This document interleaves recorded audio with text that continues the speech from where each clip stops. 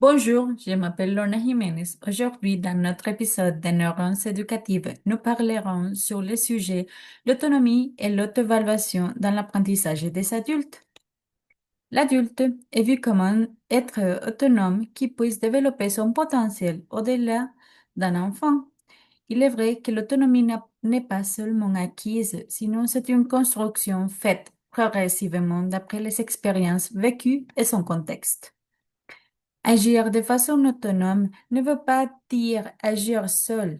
Il convient de bien distinguer l'autonomie et l'individualisme.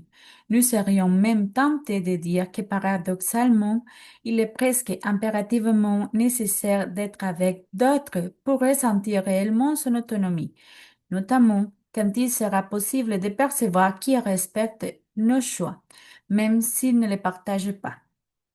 C'est cité par Mine en 2022. Et dans cette affirmation, nous constatons que l'individu a des capacités à apprendre toute seule. Cependant, qu'à la fin, la société devient indispensable dans le processus final d'apprentissage. En plus, c'est la neuroscience qui affirme que l'autonomie est vue essentiellement pour le sentiment d'apprentissage significatif de l'adulte. C'est Knowles, en 1997, qui est cité aussi par Mine en 2022, qui affirme les trois actions telles que la première, c'est diagnostiquer ses besoins, la deuxième, fixer ses objectifs d'apprentissage et la troisième, choisir les moyens et stratégies pour les atteindre.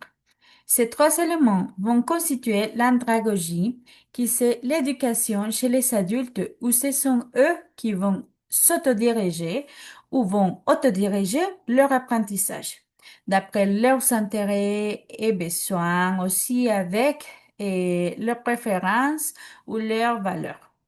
Le concept d'autonomie n'est pas lié à apprendre toute seule, sinon c'est une implication structurée et constatée de ce que la formation a besoin. Ensuite, il faut prendre en compte que l'autonomie est développée grâce à l'expérience et d'après l'âge de la personne. En somme, c'est accompagné de compétences métacognitives et réflexives. Le rôle de l'auto-évaluation dans le développement de l'autonomie s'occupe ou occupe une place centrale dans le processus autonomisation, pardon. C'est grâce à elle que nous pouvons développer chez les adultes une conscience critique sur sa propre manière d'apprendre.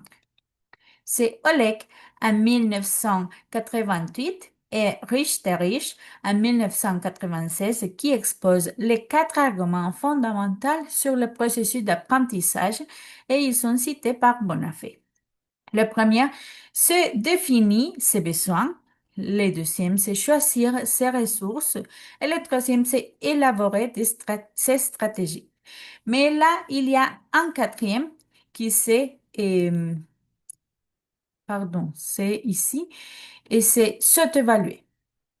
Parce que avec cette auto-évaluation, la métacognition fait partie de la compétence d'autorégulation. Aussi, l'autodétermination donne espace à la motivation intrinsèque parce que l'adulte est compétent, autonome et reconnu dans le processus d'enseignement et d'apprentissage. L'enseignant, pardon, est vu comme un guide qui oriente les chemins à suivre, mais qui donne la liberté à l'adulte de construire ses propres savoirs.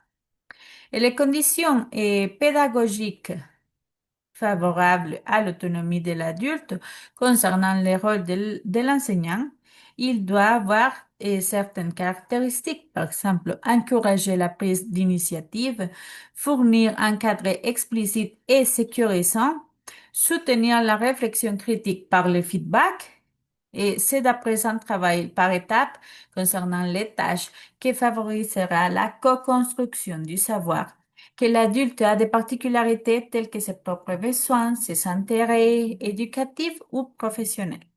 De même, il peut interagir avec des autres dans une dimension collective qui favorise l'autonomie parce que c'est lui-même qui fait sa réflexion individuelle. En outre, l'autonomie éducative cherche dans l'apprenant adulte qu'il soit capable de savoir la manière dont il apprend par lui-même et de cette façon s'auto-former. À la manière d'une réflexion personnelle, je trouve que l'autonomie, c'est la capacité que possède chaque personne pour diriger son propre apprentissage et selon la prise de décision consciente, développée selon la volonté sur comment, quand et pourquoi il doit apprendre. Cet apprentissage est avec un sens, un vrai sens. D'autre manière, ne réussira pas à devenir efficace. Il est indispensable que l'adulte prenne en considération ses goûts, ses préférences, ses valeurs, ses intérêts et quand même ses limitations. La responsabilité est un élément indispensable de l'autonomie parce que c'est à cause de la liberté qu'il faut être capable de discerner entre les bonnes ou les mauvaises actions, même dans l'apprentissage que nous avons.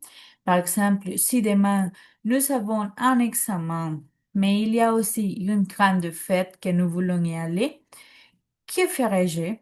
Et ça, il faudrait nous poser cette question et dépend de la réponse, ça va augmenter notre autonomie ou ça va définir vraiment notre autonomie.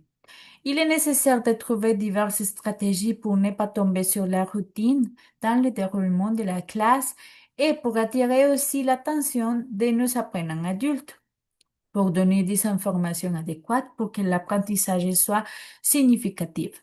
Par exemple, l'utilisation des stratégies ludiques vont créer une ambiance propice pour l'apprentissage avec du sens.